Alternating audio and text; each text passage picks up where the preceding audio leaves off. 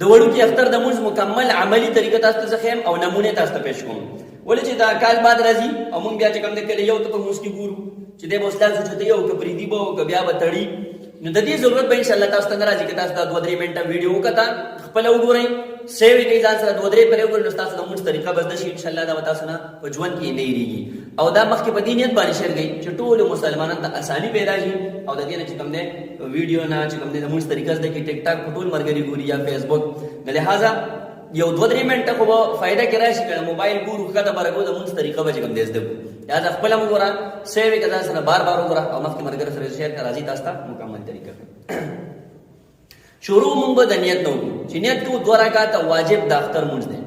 بس نیت یو کړو د اخلاص 2 رکعات واجب د اختر موږ سره د واړو تکبیرونو چې څومره تکبیرات دي، مطلب شپږ تکبیرات دي، د مطلب سره د واړو تکبیرونو الله اکبر په دې حاضر وخت باندې هغه ځړه طریقه ده. الله اکبر دیو کو پہلا رکعت شروع شو، سبحانك اللهم ویل شو، بیا به چې کوم د امام لازم چې 3 تکبیرات وي، د الحمد د ویل نه مخکې به امام 3 تکبیرات وي، سبحانك اللهم وبحمدك وتبارك اسمك وتعالى جدك ولا اله غيرك دا ویل شو. امام لازم چې الله اکبر نو لاس په تړو نه ډایرکټ بپری پہلا تکبیر کې بیا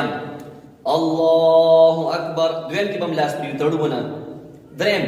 الله اکبر، نو چونکی دینه پس موږ سبق وایو دریم تکبیر نه پس بیا الحمد شروع گئی، د الحمد او د سورت د پاره وجه کنه ډایرکټ لاس تړو،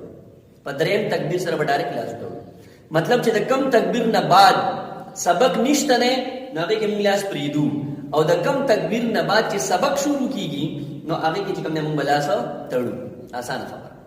د سبق د لپاره ولاس تړو نو هغه په دریم تکبیر کې یو شو لاس پرې هو، دویم شو لاس پرې هو، اوس شو الحمد شروع کوي د دریم تکبیر نه بعد نو چې سبق بوای نو هغه د لپاره ولاس تړو. بیا چې کوم نه یو رکعت شروع کو شو سجده او شارته شو، دویم رکعت ته پاسې دی، دویم رکعت چې امام پاسي نو دا تکبیرات په شروع کې نه وي، پہلا رکعت کې شروع کی کړه، په دویم رکعت کې هم 3 تکبیرات دي، لیکن د رکوع نه مخکې رکوع ته چیزو کنه سوره فاتحه به ولوي، سورت به وای، بیا چې کله رکوع ته ځو دا غینه مخکې په ولاړه باندې دا 3 تکبیرات به امام وای. امام چې کله لاس تړو دویم رکعت ته څنګه پاسې دا سبحانك اللهم الحمد وی، بیا چې کوم د سورت وی په دویم رکعت کې نو چې کله رکوع ته ځي دا غینه مخکې بل ارشد کی الله اکبر یو تکبیر شو لاس به پرې ولې تاسو تمامي چې کم تکبیر نه بعد سبق نوي ناغه کې بلاس تړونه دا اسانه طریقه ده، بیا الله اکبر بیا به پرې پدری ما پیرا الله اکبر نو بیا هم نه تړو ولې سبق خو نشته، سبق ختم شوی دی،